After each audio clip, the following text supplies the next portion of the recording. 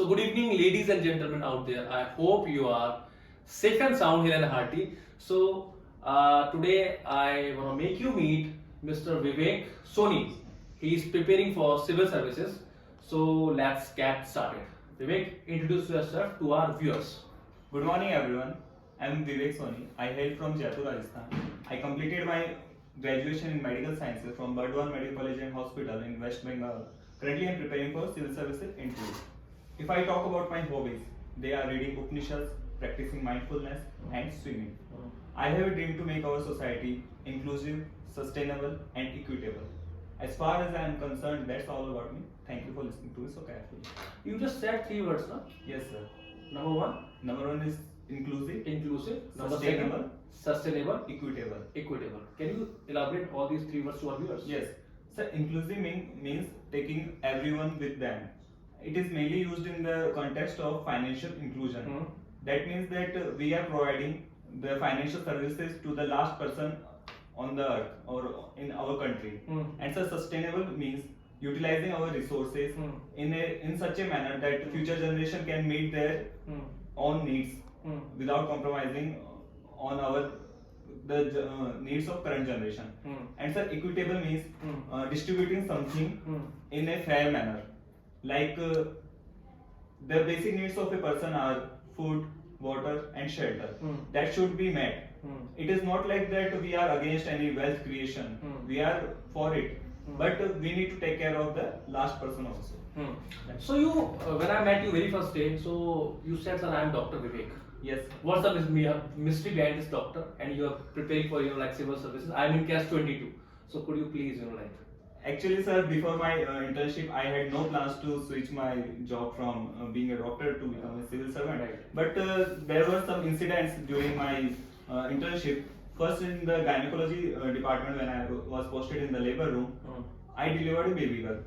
And after taking the prenatal care and handing her to the guardians, like in that case, it was her grandmother. So after some time, there was a noise coming from outside that something was happening. So I went out and checked what is happening. So I saw that people snatched the baby from the grandmother, and they were telling in Bengali that she was trying to strangulate her. Okay. So I was flabbergasted at that sight, and I couldn't believe. That was a head-wrenching moment for you, as far as. Yes, sir. I was shook to my heart. Shook you to the core of your heart. Yes, sir. It shook me to the core of my heart. So, sir, I called the police, which is generally housed in the hospital also, and they were taken. And when the lady was being taken away by the police, she was shouting that "Ami fele debo," means I will throw her in the way, on the way.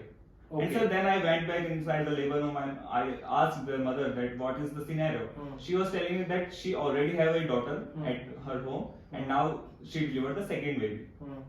So, sir, it changed my mindset that So did you this yes, incidents made you introspect? Yes, sir. It made me introspect deeply that although we are in 21st generation and we have reformed our society very much, but there is something wrong which is happening currently. So need to transform it much more. And sir, I used to saw multiple babies like they are coming with diarrhea, malnutrition, and I could treat them with ORS and by certain medications. But sir, in the meantime, I used to thought that what if we prevent them at the first place? Like a civil servant can provide clean water and sanitation and good air quality, or like with we have our Swachh Bharat mission, which is preventing diarrhea and malnutrition related death. So sir, it will help much more persons. Like I would want to say being a doctor it can't be done. Say it can be done, but it will be on a smaller scale. I want to do it on a large scale, like the mission which starts like Swachh Bharat mission is helping millions of people simultaneously, but doctor could help some 10 or 100 persons like that. So I am of a utilitarian aspect. So what's your strategy? What next now? So currently I am preparing for the interview. So the results are awaiting actually. So after the results come, I will start preparing for my general studies also. See, result will be cracked. Okay, and so you will rock. You will turn the table. There is no denying. It goes without saying. Okay, sir. So what if you get selected? What would be your strategy? So if I get selected in the interview, Hmm. So after getting selected, Hmm. so I will start preparing for the general studies first, and I will cover every aspect, and then I will go to Delhi to give my mock interview Hmm. in multiple institutes Hmm. like Drishti IS, and Hmm. that is said to boost the confidence Hmm. level. And then after, sir, I will face the interview panel obviously. So ठीक है interview, let's think interview has been cracked. ठीक है. Yes, sir. And if you were an IS, or if you were an IS, Yes, sir. now what you would have been doing? So firstly, I would be focusing on gathering adequate knowledge about the problems which our society is No, facing. that problem which you suffered, that which made you switch to this, Yes, from sir. doctorate to this. Sir, regarding the field. female infanticide, there is need to make our people aware about such gruesome incidents, because people are just thinking that these are things of the past, but these are very much reality, and we don't even hear about that. So you will try to work globally, or there is some precise, something is there precisely that I will focus on this factor first. I need to resolve these things in these particular factors, like you just told me the incidents. Yes, sir. Is there any strategic, like? So I want to first focus on education aspect. I think the education makes a person wholesome, and it is a necessity of the hour, because our education system is lagging behind. If we compare with other countries like Scandinavian countries like Norway and that, and we are just focusing on materialistic aspects of our society. So earlier Indian education used to be of developing the character of a person in a complete manner. Now we are just focusing on how we will make money, and doing this we are just forgetting our value system. So by this, the crime rate is rising in our society, and people are murdering each other just for petty things. So sir, that would be my prime aspect. So what do you think about this judicial system? Sir, our judicial system. How do you see that judicial system, Indian judicial system? So our judicial system is inspired from sir colonial times, because it started after Cornwallis reforms. Sir, it is said it is elitist, and it is beyond the reach of normal person. And sir, if we go by data, sir, I am quoting from the National Judicial Data Grid. It said that there are around 1.5 lakh under trials, and sir, near about 4 crore pending these court cases are there. So these are some issues, and other issue is related to the appointment of judges in the collegium system. So it is said to be opaque. And sir, government has taken several steps like SUPACE, which is AI based court project, and sir e-court project. But sir, there is a need to bring transparency in appointment of the judges. And sir, women participation is also low in the judiciary. So we need to work upon that. So Vivek, like, what are you fond of? Sir, I am basically fond of in the philosophical aspect of our country, like the Upanishads and doing meditation like that, because sir, it gives me immense pleasure, and it also inculcates out of the box thinking, because many of things we do without any thought. So by introspecting, I think that why we are doing this. Like people keep on making money. Like first they will have a desire that I should make 1 lakh per month. After that they will have a desire to make 10 lakh. But it's a human tendency. It is a human tendency. But they don't think what they are exchanging it with. They are exchanging it with life. They are not living. And at the end of the day, they will have some regrets regarding it. That they didn't live enough, or they didn't enjoy the life like that. So what's your strength? So if I talk about my strengths, they are basically sir analyzing a particular problem or thing from multiple aspects. Like sir, if we look at anemia, which is a very big problem, because the National Family Health Survey 5 stated that 67% of our children are suffering from anemia, 57% of our women are suffering from anemia, which is up from the National Family Health Survey 4. So sir, anemia is caused either due to lack of hemoglobin in the RBC, or the decrease in absolute number of RBCs. So it might be occurred due to lack of green leafy vegetables in the diet, or due to hookworm infestation, or due to genetical disease like Mm. sickle cell anemia and G6PD deficiency.